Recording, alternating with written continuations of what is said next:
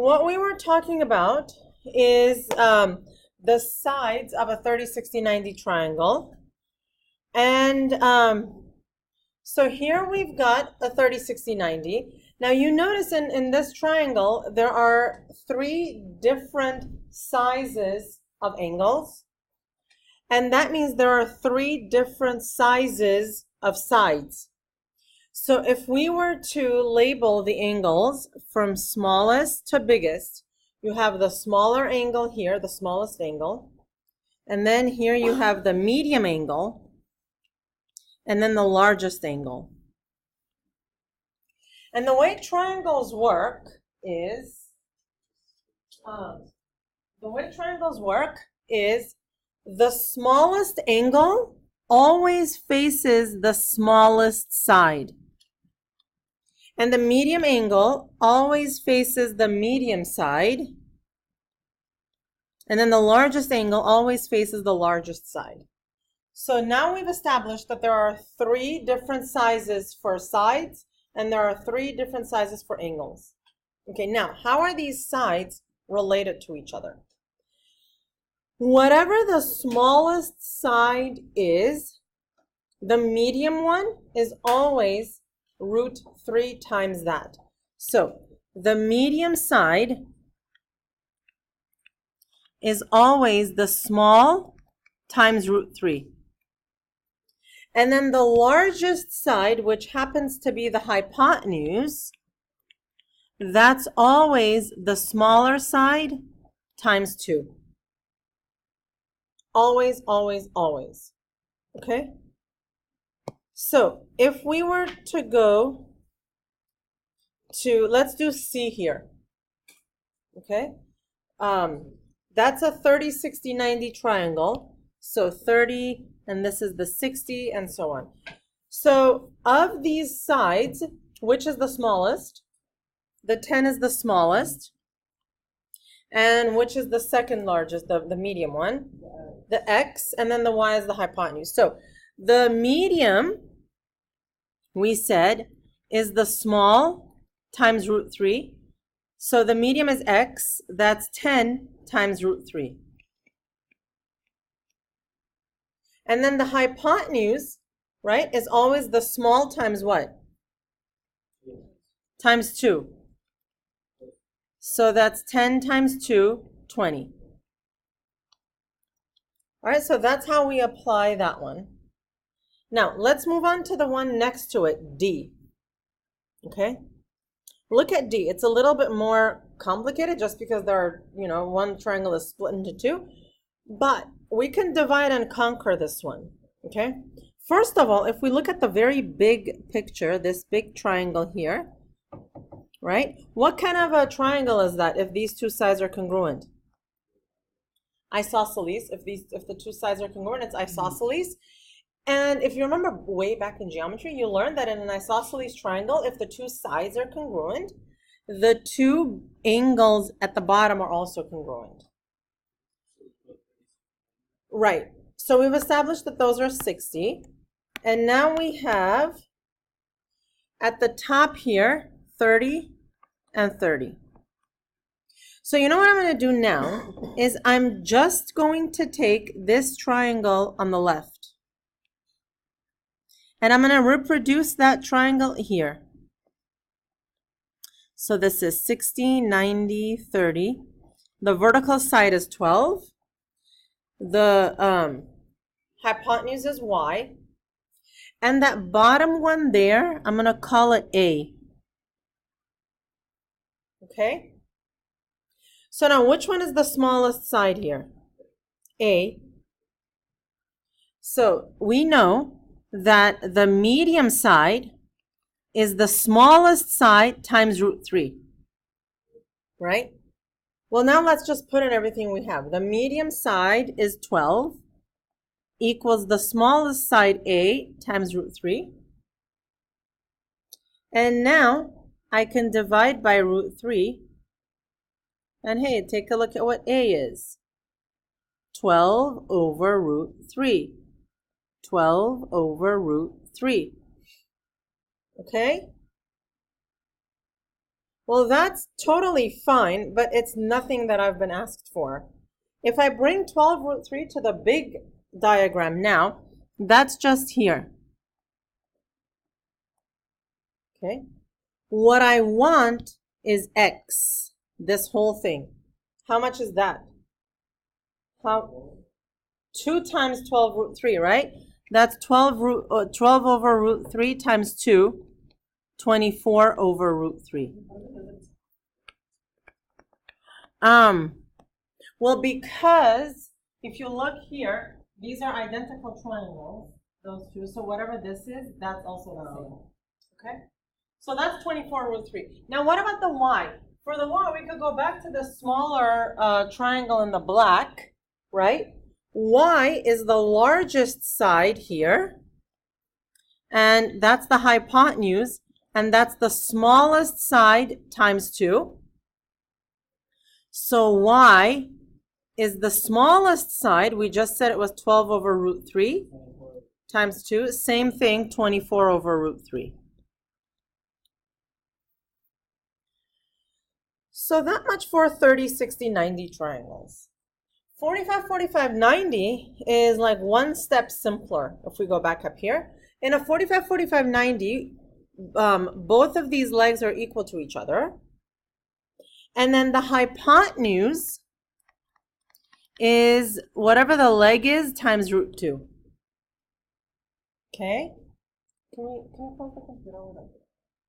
Okay, so here then, in this triangle, if this side is 5, how big is the bottom? 5. And the hypotenuse is just 5 root 2.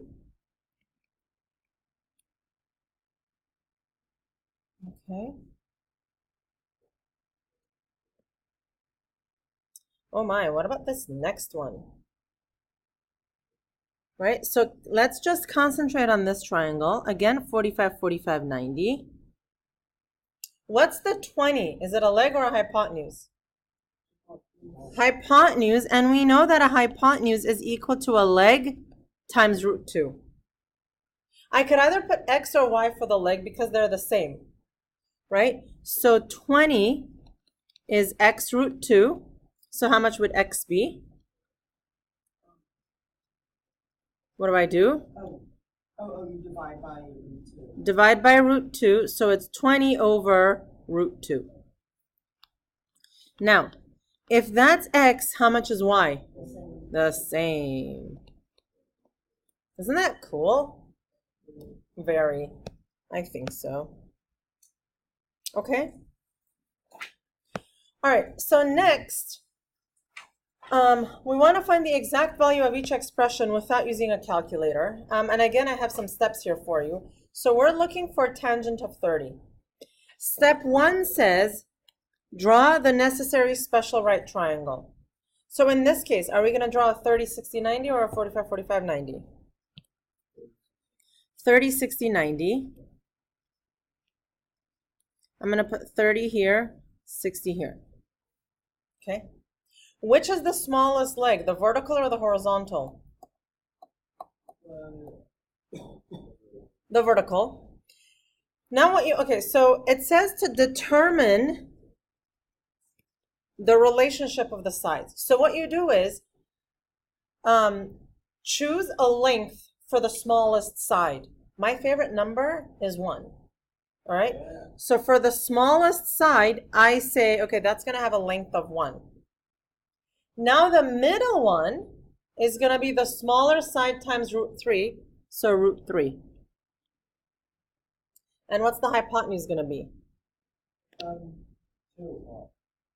2. It's 2 times 1, so 2. Next, determine the trig ratios. So, okay, so what's the tangent of 30? Here is 30. Opposite over adjacent, 1 over root 3, and I'm done. Okay. All right, so for the next one, what kind of triangle are we going to draw? Correct.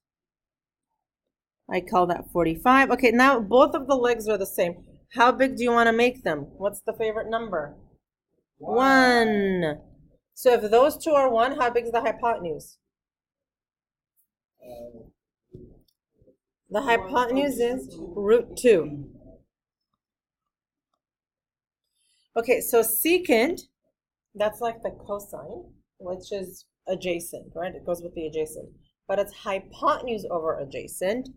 So it's root 2 over 1, which is just root 2.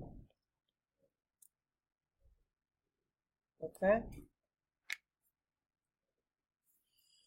All right, same thing here, but what we're going to do is, what we're asked for is this. We have a mystery angle, theta. The cosine of this angle is root 3 over 2. Okay? Again, we draw a triangle. Okay, now, if you want to decide, so we have to decide, is it going to be 30, 60 or 45? All right, so if you look at the two triangles, in which triangle does a root 3 even show up? The 30, 60. So I draw one of those. Okay? And again, I label them with the smallest being 1, then root 3, then 2. Okay? Now the question is, which one of these angles is going to give you a cosine of root 3 over 2? All right? So there are a couple ways of going about this. One is like trial and error. So let's see 60. Huh? I have a 30. Anybody want to, is anybody with him or against him? Oh, wait, yes. Well, let's see. He suggests 30. So let's see. Let's look at 30. Cosine is adjacent over hypotenuse, right? Adjacent over hypotenuse. Does that give you root 3 over 2? Yes, it does. So it looks like 30 it is. Thank you.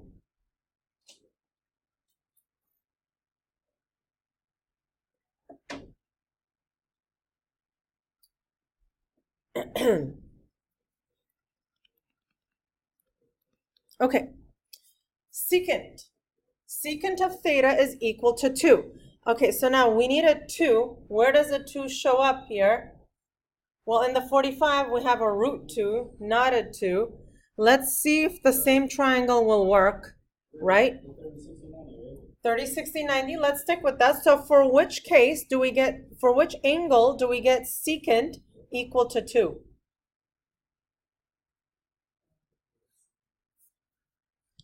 Secant is what over what? Hypotenuse over adjacent. So we have a 60 here, a suggestion for a 60. Well, let's try it out. Hypotenuse over adjacent, does that give me a 2? It sure does, so 60 degrees it is. Okay? Okay, so let's move on because this actually we're supposed to do yesterday. Remember, these are, it's actually one lesson that I've arbitrarily split up. So, let's take a look here. We're going to find some missing sides of a triangle. Okay? So first we're going to look for some sides, then we're going to look for some angles. Okay? So take a look here. I'm looking for x. Okay? I have an angle, and I have two sides labeled here. So we want to find out if those are hypotenuse, adjacent, or opposite. Well, it looks like I have hypotenuse and which one? Opposite. So if I have opposite and hypotenuse, is that sine, cosine, or tangent? Opposite, adjacent, hypotenuse. Sine.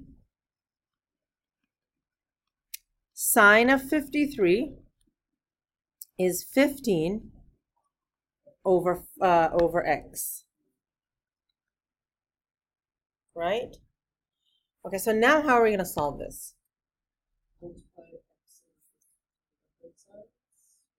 Or let's just multiply x first. Right? Let's go by steps. So now I have x sine 53 equal to 15.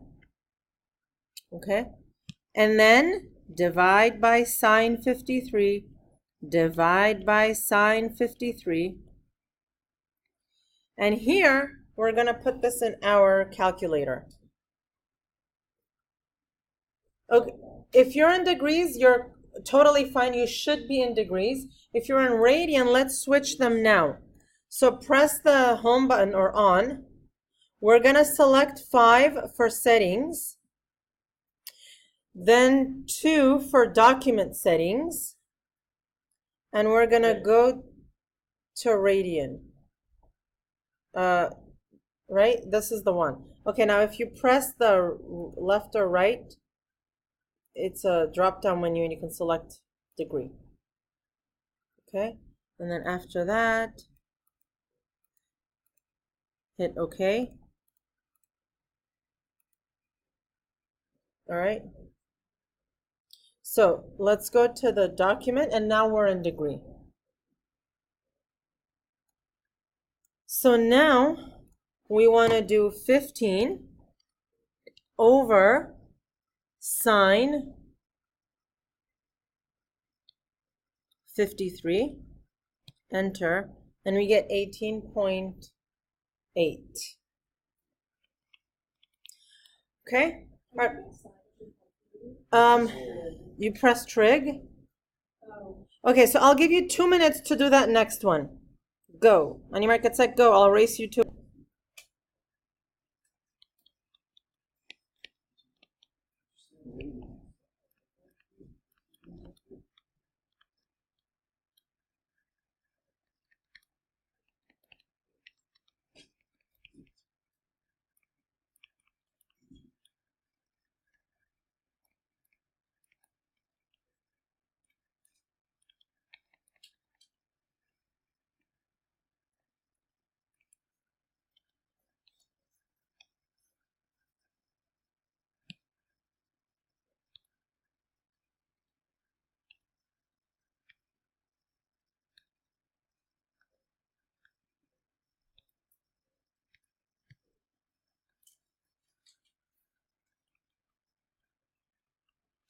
Okay. So, how are we doing? All right, so that's how we were to do this. All right, so in both of these, we were looking for a side. Now, what happens if you need to find an angle measure? In this case, what we have to do is use inverse sine and cosine and tangent. What do I mean by that? So suppose you're solving, and then you come up to a problem that looks like this. Sine of x is equal to a half. Again, there is a mystery angle x. The sine of this angle is a half, right? To solve it, plain and simple, here it is. We say x equals, to get rid of the sine, it's inverse sine of a half. Okay, so we're doing the opposite. Just like if an equation has something times 3, you have to divide both sides. Here you do inverse sine. And to plug that in here, again, it's in the trig menu, but the bottom row. And you can either do 1 over 2. You can either do 1 over 2 or 0.5. It's exactly the same. It looks like that gives you a 30. In this case, what am I going to do? Inverse tangent of whatever it is. And you plug it into the calculator exactly as is. Yeah. Is that better? I don't even know. So, inverse tangent of 12 over 5, right? 67.4 degrees. Now, that's to the nearest tenth, but if it asks you to go to the nearest angle, then we're just going to round to 67 degrees. And those squigglies mean approximately.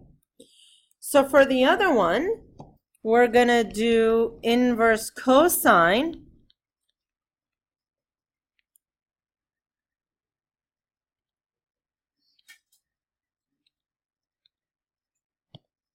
of 0.5824, 54 degrees, right? So where would that come in? Well, it would come in a situation like this, right? Where I have an angle that's missing and I want to find it. So take a look at this angle. It's a theta. Which sides are labeled for me? The opposite and the hypotenuse. That looks like it's a sine, right? I mean, it's not an SIGN sign, but it's a SINE, right? It's not a sine. Okay, so sine of theta is 14 over 16, which means theta is inverse sine 14 over 16. Okay, I know that you guys always have this urge to simplify fractions, and that is like so awesome. But if it's in an intermediate step, you don't have to. So you could just put it in your calculator like that as inverse sine 14 over 16, blah, there you go, 61. And does it matter if you simplify it? Does it change it? No, it doesn't change it. Okay. Okay, 20 seconds, do the other one, go. Right, so it'll be roughly 65 degrees, okay? All right, so angle of elevation and depression, right? I always give this example of, so if you're in a plane, if you're flying a plane and you look down below and you can see the airport down below, right? If this is your horizontal line of sight, the angle that the airport makes with that horizontal line of sight, we call that the angle of depression.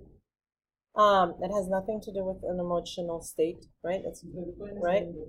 And then if you're on the runway and you see a plane coming at, like towards you, if this is your horizontal line of sight, the angle that the plane makes with that is the angle of elevation. And, we represent them like this. So both of the cases are compared to the horizontal line of sight, right? Which means those two lines that I just highlighted, those are both horizontal, completely horizontal, which means they're parallel, right?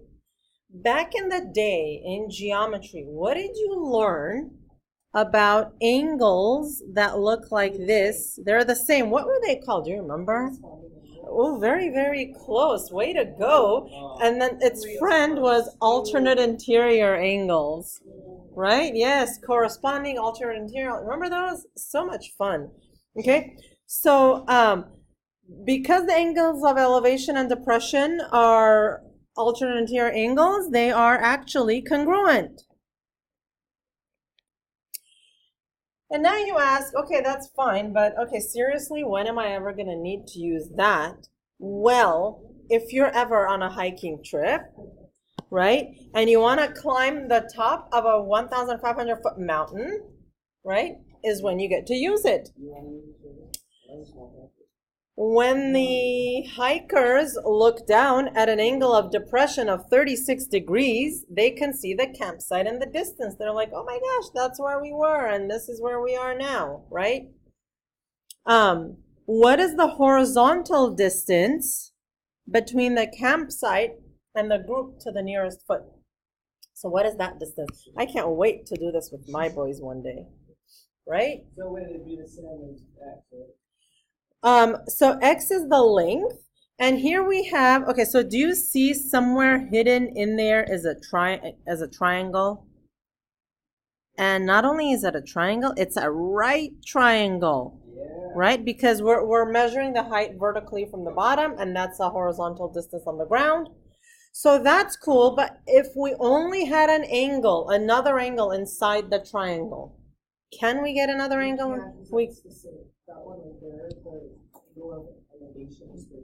Okay, look at that. Here, this angle of 36 is the same as this angle of 36. The one on top is angle of depression. The one on the bottom is angle of elevation. And that's 36. So if I were to take away all of the nature in this problem, and if I were to make it an exciting math problem, it would just look like this. Okay? That's the math problem with all the nature, with all the pretty nature taken away. Right, the other one is 54 degrees. We need to find x. So given the 36 degrees and those two sides, is that sine, cosine, or tangent?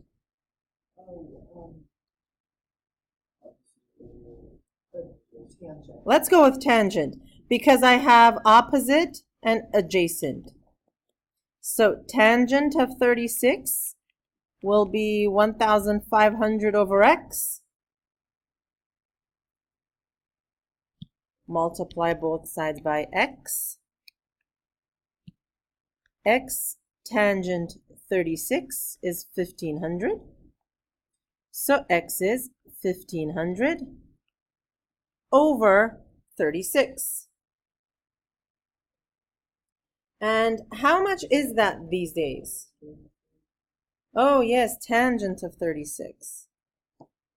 So how much would that give us? Yes. Oh, I'll fix it. Over tangent of 36. How much is that?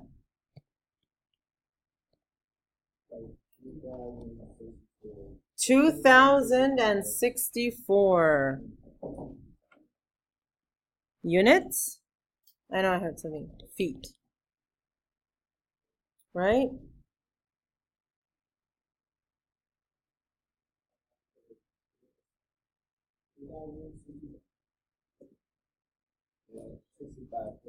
Was it 65? It is 65. Okay. So solving a triangle. All about triangles. How many sides to a triangle? And 3 sides and 3 angles. Together that's 6 items. Solving a triangle just means find all possible 6, like complete the 6 pieces of information.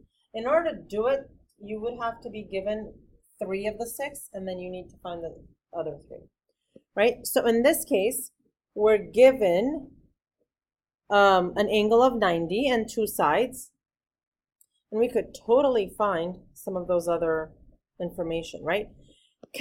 How could we find angle C? I'm sorry, how could we find side C?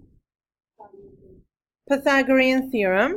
And then we also have to find angle A and angle C. So normally I do like to make a list like this for myself so I know what I need to find.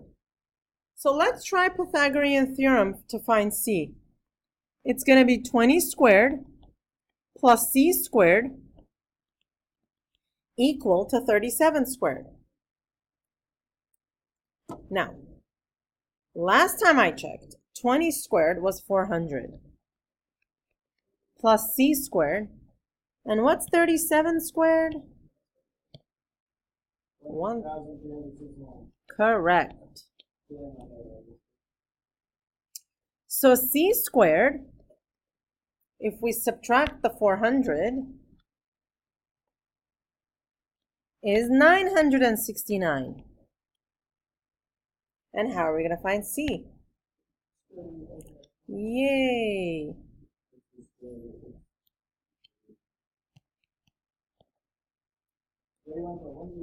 Yes, 31.1. Okay? Huh?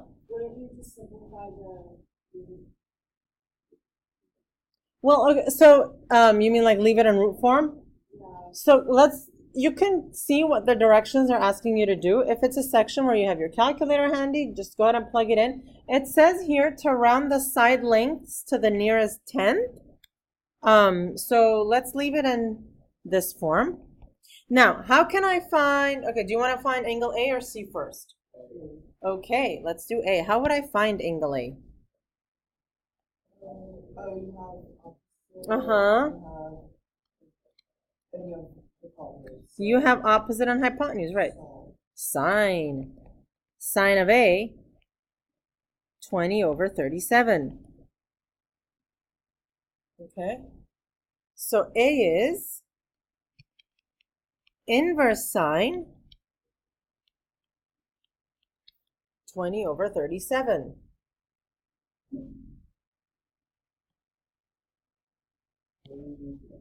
Oh, thank you. And it says to round to the nearest degree, so 33 is good. Thank you. 33 works because it says to round to the nearest degree. So now how do I find B, or C rather? You just subtract. 90 minus 33 is 57 degrees. Okay? So I'm going to give you some time to do B on your own, please.